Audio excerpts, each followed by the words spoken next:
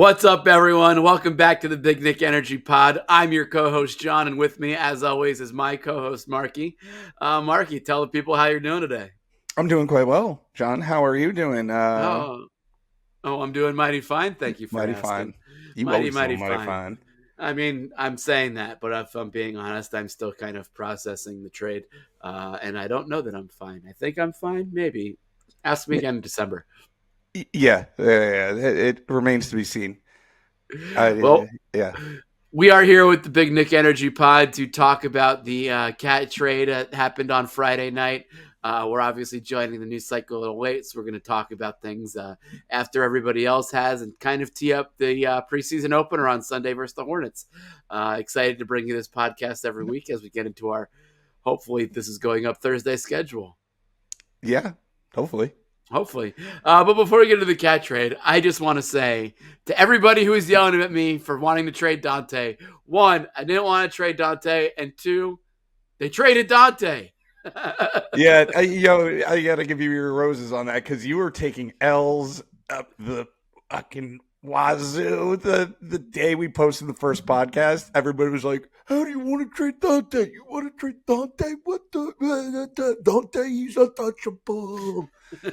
And you just took so much shit for it. And I was, as much as I shouldn't say I hated the trade, as much as it was a gut punch to see Donte being traded, I was like, at least my boy's a little vindicated on this. So seriously, there's that. Seriously. Well, that's that. And let's just get into it.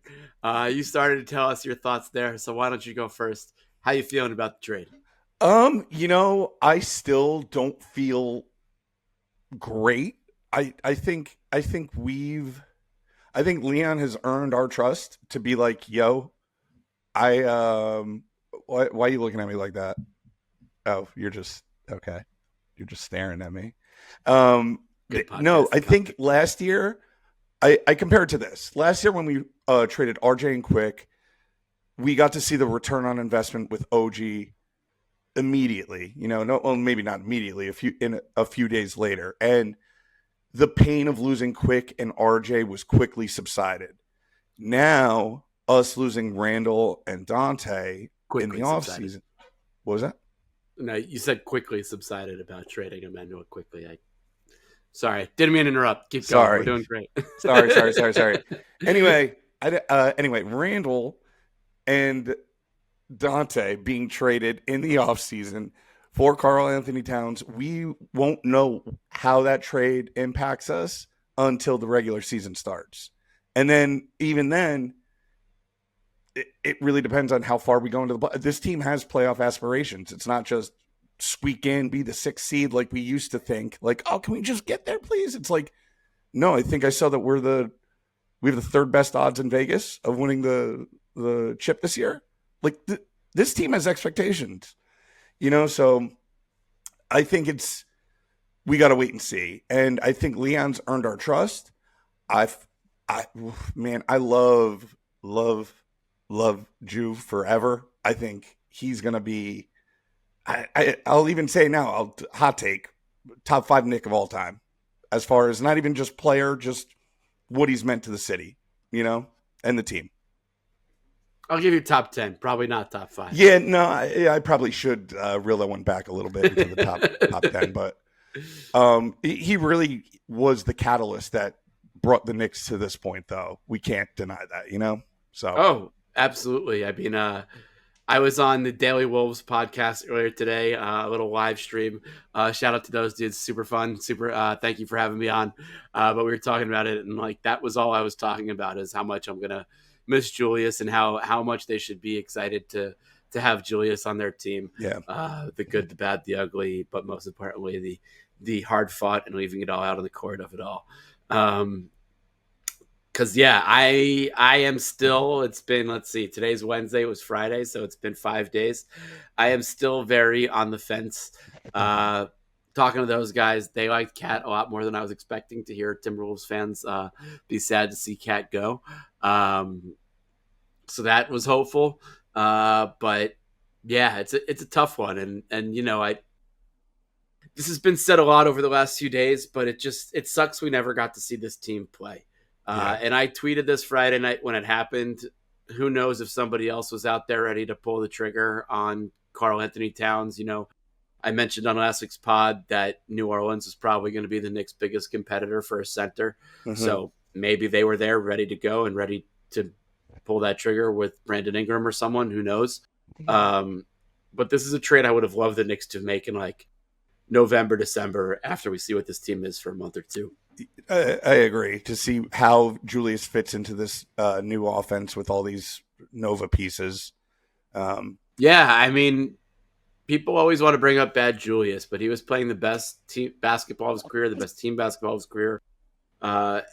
He was a really important piece of that team in January when Perk was on ESPN saying that, the Knicks were one of, if not the best team in the NBA and the 2 seed in the East. So, yeah, it sucks that we never got to see him back on the court. And the last time he wore a Knicks uniform was getting undercut by Jaime Jaquez Jr. Jaime Jaquez, public enemy number one. Yeah, that shouldn't be the way Julius's Knicks career ended. That's for sure. Yep. Yeah, I agree with you 100% there. What's really crazy to think about, and I think it's important to keep in perspective, is that a lot of this is because of how good the Knicks were last year. Yeah, totally. Because if the Knicks weren't as good last year as they were, that means Isaiah Hartenstein isn't as good last year as he was. Correct. And if Isaiah Hartenstein isn't as good last year as he was, the Oklahoma City Thunder aren't stealing him from the Knicks, and he's coming back, and we're not making this trade probably. And I wanted to bring that up earlier too, is something that like that, if somehow we were able to retain Hartenstein, I hear people. I know how he says it, and I hear how everybody else says it, and depending on who I talk to, I say his name that way. Kind of like if I'm around an English person or an Irish person, I'm like, "Oh, hey, top of the morning to you too." I'm Irish, and you've never spoken like that to me. Yeah, I'm talking about off the boat Irish. I'm always hanging around the docks of Ellis. You don't know when I got here. You don't have my papers. I do. You're a Jersey kid putting pork rolls in your fucking heart. We call it pork roll and tail ham. Egg and cheese sandwiches. I'm not engaging in that debate. It's delicious. It doesn't matter what you call it, right, as long as you enjoy eating tail ham or pork roll. We're not going to argue over what it's called. All right, fair. Yeah, if the Knicks could have re-signed him, this is moot. Like we ride with Hartenstein, and when Mitch comes back healthy, cool. I also want to point out, not to do a quick segue, I think I talked about it last episode, how it always seems like Mitch is never with the team. Like there's the team and then there's Mitch. And yesterday was media day for the Knicks. Guess who wasn't there? Mitch. Yeah. And I'm like, what? I know he's rehabbing, but I just literally got off of Instagram. Today is Wednesday, by the way, the day that the actual cat trade is official. And Mitch is posting that he's at the gym working out. I'm like, bro, is he taking threes or is he working out on something that's actually going to help? Because those are different things. I don't know. I'm happy to have Cat here. But sure. I love Mitch too, don't get me wrong. But it's just always so odd how he's never with the team. I mean, yeah, but that brings me to my next big concern about the Cat trade, and that's that Cat doesn't exactly stay healthy either. He's true. Missing games every season. He's had knee surgeries. He had that issue last year where he almost missed the playoffs, but came back in time. And, last year, this was, one of the deepest teams in the NBA. Now it's not looking quite as deep. Nope, not at all. So, yeah. I mean, I was also really excited for the small ball death lineup of Randle at the 5, although we'll see. We won't see, but that won't be happening. You knew my concern on that. That was too much Randle at the 5. Too much small ball, too much Precious being asked to play it. I don't know. Well, Precious wouldn't be out there in those situations. That would have been Brunson Hart, OG Bridges, Randle. Yeah. That would have been a fun thing to see, but it is what it is. I do think Towns' shooting is important. I don't know. I mean, the other thing is that Towns' shooting is going to be great, but he doesn't shoot at the volume that Devo did. No, but so yeah. I hate to bring up Kendrick. No, I love bringing up Kendrick Perkins, who basically defected from Boston. I don't know what happened with his exit interview before, because he didn't retire with Boston. He played for a couple teams, maybe just Cleveland. I don't know. I'd have to look. I didn't follow Yeah, Perk's career towards the end, but um, I don't have Basketball Reference up right yeah, now. me neither. But he somehow last year he became the Knicks' #1 fan when we. I don't need to tell you or our listeners how many haters of the Knicks live in the media, in the national media, and we got this dude coming out of nowhere. Just y'all need to believe in the Knicks, and I'm like, yes, Perk, we do. And he was talking about earlier. What was I going to say? How the Knicks made this move to compete with the Celtics. How the Celtics have Porzingis, a big that can shoot the three. Knicks now have a big that can shoot the three. We have wing players that can defend. They have wing players that can defend. And just that a lot of our moves is to take down the current kings of the East. So what are your thoughts on that? Yeah, I mean, Karl-Anthony Towns is a top 30 player in the NBA, maybe top 25, 20 Sure. at, especially when he's playing well. It's a big swing. I mean, there's no arguing that. It's a Sure. big swing. It can go really, really well. It can go really, really bad. I mean, I do think there's an element that hasn't been discussed as much, in that guys from the Western Conference come into the Eastern Conference. The West is such a dogfight and so much tougher that I feel like, not that the East is a cakewalk, and it's definitely gotten tougher over the It years. has So gotten the tougher, Celtics, yeah. you have Giannis, the Magic are up and coming. Obviously, there's the Sixers and Embiid, and now with Paul George kind of doing the same thing. Even the But Pacers. I do feel like, yeah, Pacers to some extent as well. I do feel like a big man coming out of the West and going East, though, is interesting. And I'll be interesting to see if that changes his game, changes his numbers, changes anything at all. I just feel like there's less of a daily pounding in the East than there is in the West. And again, especially if you look at those Western Conference standings last year, it was like 4 games would separate, like, 4 spots, or 6 games separating like 4 spots or something like that. Yeah. It was all very tight. All of those teams are great. The East is good too, but I just think that there's still a few more bottom feeders in the East that make it a little bit easier. Well, I think to your point, I think the East has narrowed that gap. Not that it's a competition between the East and the West. It just so happens shittier teams are in the East, but I think that gap is kind of narrowed to where even the East, I could argue, is more competitive in a lot of ways than the Western conferences nowadays. But anybody who could take a pounding, it's probably Cat. So I'm excited to see what he can do. For sure. And I mean, the Bucks won the title, the Celtics won the title. So I'm not saying that the East is a complete cakewalk. Totally. Obviously, there have been teams from the East that have been winning it lately. But I don't know. There's just an element of Cat coming to the Eastern Conference that I'm intrigued by, and to see if that changes anything. One person we haven't really discussed much, as we've been talking mostly about Randle and Cat, is Donte. He leaves it and heads out. Anything you need to say about the big Ragu, Mr. Devo himself? He's my, is Donte even Italian? He is, right? He's got to be. Yes. The red hair just throws it for me. I'm like, yeah, it's DiVincenzo. He's my guy. I'm Marky Capicano. We're best buddies. Hey, my mom's maiden name is Cavucci. I might only be 50%, I knew this though. but I'm there with you. I knew that. No, Donte. What did I send you the other day? Oh, it was a story from Josh Hart handing Chipotle on the plane to what's his name? Bridges. And I'm like, yo, Dante's watching these stories and is just he's crying inside. I know it because we never. Maybe not though. He didn't like the new dynamic. He didn't like the cut and playing time. So did he say that? That's what's been coming out over the weekend in the last few days, is that he wasn't as on board with the Villanova Knicks in his reduced role as people were expecting. He had a career year last year. He was, by the end of the season, a starter with all the injury. He didn't want to, go back to 20 minutes a game. And, after 16, 18 points a game last season, he didn't want to be 12 to 14. He didn't want to reduce the shots. I don't have his stats in front of me. I think he took 8 to 9 threes a game last year. This year it probably would have been 3 to 4 off the bench. So, yeah. if that was going to be a problem for him, maybe it's better to get him out.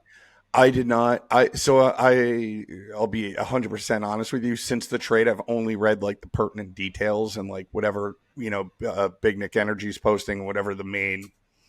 I'm not digging and looking for.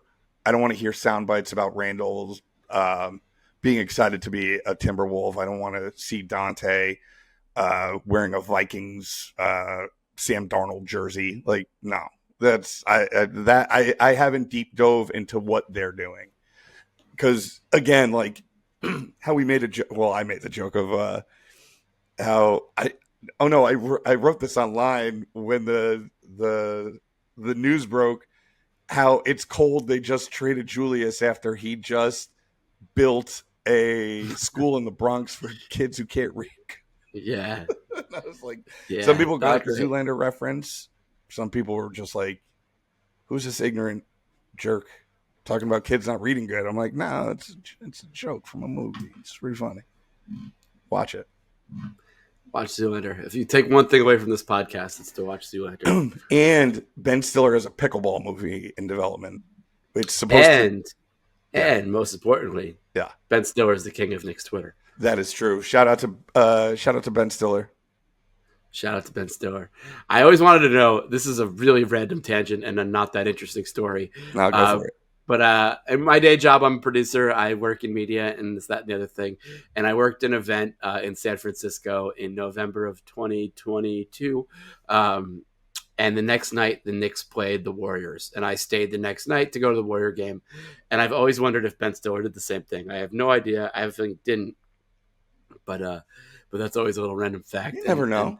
And I always wanted to I tried to message the people in charge of handling the Ben Stiller interview that happened at the event for all the audience to watch, the Q&A as it were. And I kept trying to get a Knicks question in there, but they just didn't get it. And they didn't ask anything about the Knicks.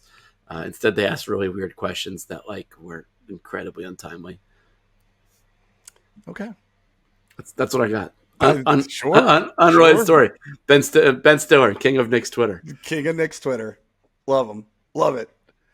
Okay. Dead air. Anything else about the Karl-Anthony Towns trade, or I don't know. I'm ready for the zest. Give me Karl at his best.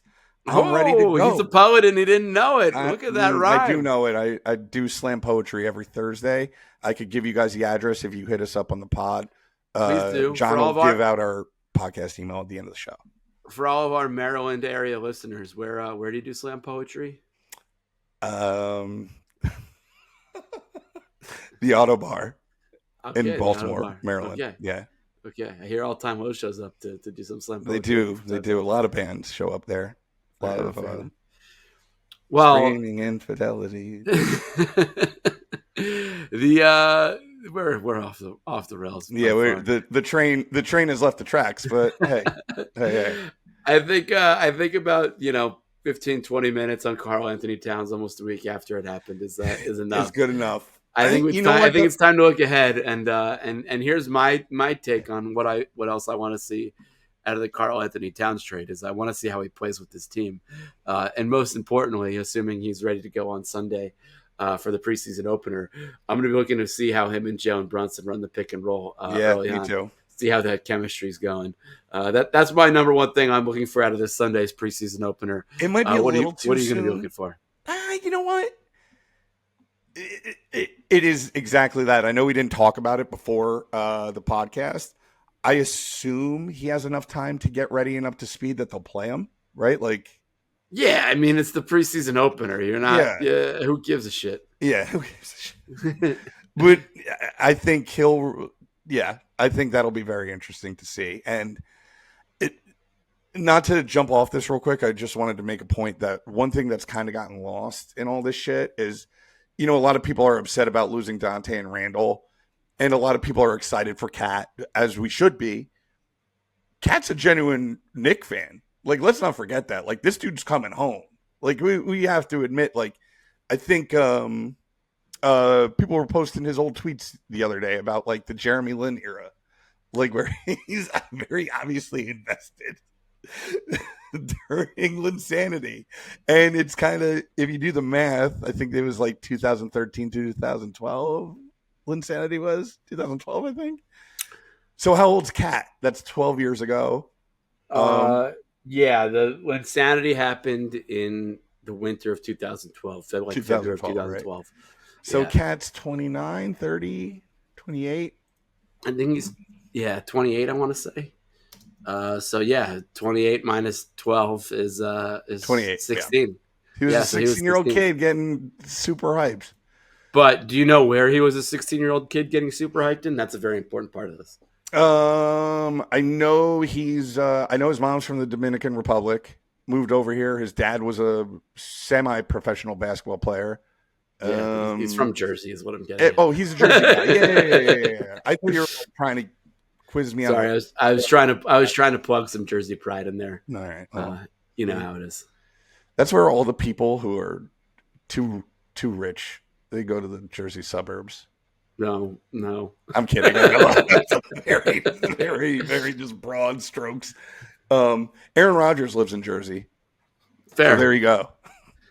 Fair. I mean, I guess Wayne Corbett, formerly of the Jets, did live in my hometown growing up. There we go. You know. Actually, I'm pretty sure almost all the Jets and all the Giants play or live in New Jersey. Okay, but back to Sunday's preseason game. Sunday's preseason. We got Karl-Anthony Towns suiting up, presumably first time in blue and orange. We got Mikal Bridges doing that First as well timer. for the first time. We got some guys back from injury. Most importantly, we got Jalen Brunson and Josh Hart back on the floor. Yep. Are you going to be watching Sunday? What are you going to be watching for, bro? That's even if Yankees playoffs is on Sunday, I actually haven't checked. I think they're not. They play not, Saturday. Right? They play Saturday and Monday. Good. Even if they were, I'd have both games on. One being something that's of very high importance, and one that has no importance whatsoever. I'm stoked to see Tyler Kolek, however you say his name. Kolek. You stole my talking point, but yeah, go. I'm sorry, man. No, dude, there's been a lot of hype on him in the offseason. If the Knicks found a dude that could back up Brunson, let's go, man. You got Deuce who can play alongside him. I don't know. Maybe Donte was dispensable. Is that a word? Dispensable. Yeah. Expendable like the movie. Dispensary today, and he was dispensable.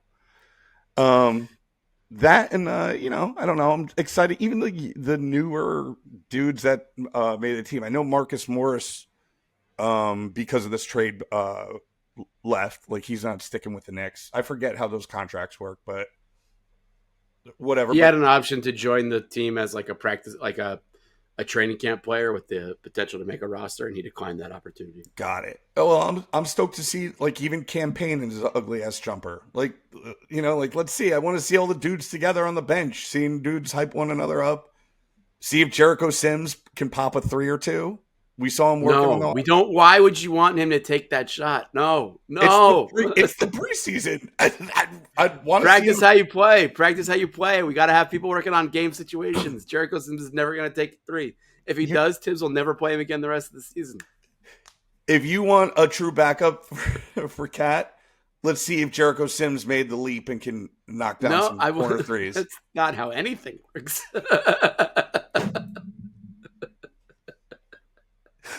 Anyway, we are not sponsored by FanDuel, but use the promo code. Mark thinks Jericho Sims over 2-3 attempts against the Charlotte Hornets in preseason. Bet that, please. But to your point, going back to what you were saying about Tyler Kolek, I'm really excited to see him on the floor. I watched him in Summer League. He looked great. But that was with the Summer League roster. I'm really excited to see how he fits in with the real team. Obviously, he probably won't get it. I'm excited to see how they distribute minutes. I mean, nobody's going to want to get hurt. It's still Tibbs. Yep. I imagine Kolek gets a lot of the second half minutes. And I'm excited to see how he plays with everybody. I don't know much about his shooting. I didn't watch him a ton in college. I'm excited to see how the shot looks, if he's got that quick pull trigger, what his range is.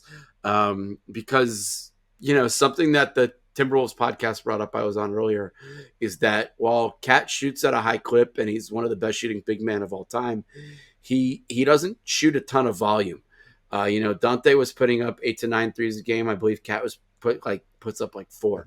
Again, I'm not looking at those numbers, so they might be very wrong.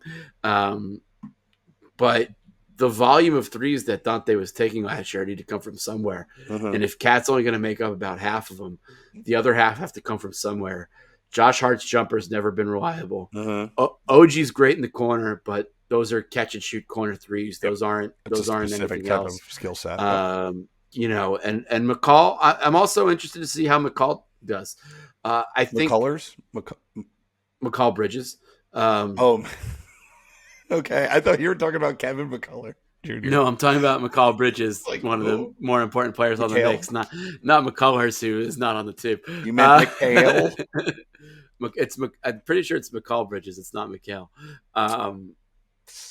We are going to get so much shit for pronouncing names. I've been corrected on this on numerous occasions by fellow Knicks fans and other fellow Knicks media members. Okay, McCall. Why I'm saying McCall. If I'm wrong, then it's their fault, and I'll correct it next time. But something I think that's going to be interesting to watch from him as the preseason develops, and we can go more into this when we do our season preview pod over next week or the week after, is that he's kind of going back to his role in Phoenix, where he was, the third player, the 3-and-D guy, third option on offense. But he's going back to that role after having served for a year and a half as the lead scorer or the number 2 scorer. So I think it's going to kind of be a better version of him in Phoenix, where he's playing that role again, which he's incredibly suited for, but he's also looking to create and for his shot a bit more than he used to be, a bit more assertive, a bit more aggressive. And hopefully he knows when and where to pick those spots. I mean, he's been playing with these guys for years. So these are all things I'm going to be watching for in the preseason. I'm excited to see the boys back out there on Sunday. Me too. Can't wait. I 100% agree with you on McCall Bridges. McCall Bridges. Just call him Bridges. Last name only. Bridges. Really excited to see him. And I 100% agree with you. I think we're going to see the McHale of old. The Bridges of old. The Bridges of old from the Suns days where he was the third guy. There was less pressure to produce. He wasn't always trying to facilitate and be the guy and do. Brooklyn was a mess, still is a mess, but I think this is a good situation for him to get back. Agreed. Yeah. Well, I think that wraps up talking about Cat and the preseason opener on Sunday. Is there anything else you wanted to hit on before we sign off for the week? Other than you slamming, promoting my new slam poetry event this weekend at the Auto Bar. I think we're good at the Auto Bar. Yeah. Shout out Auto Bar. I have your picture, dear Maria. I'm coming with you. Is that like your slam poetry? No. Oh, you're making a joke about me. I don't like it. No. I do. All right. Snaps. Oh, I've got Baby. A picture. I'm coming. I walk in with you, dear Maria. Count me in. Is that it? Count me out. Count me out. All right, let's count them out. Count the Knicks in. Let's go. Let's go. All right. Thank you for bearing with us on this winding podcast episode. We're here on YouTube. We're here on Spotify. We're here on Apple Podcasts. We're on clips on Instagram. We're wherever you get your audio and video content. Thank you for listening. We'll be here every week on Big Knick Energy. I'm Jon. He's Marky. Marky, tell the people goodbye. Goodbye.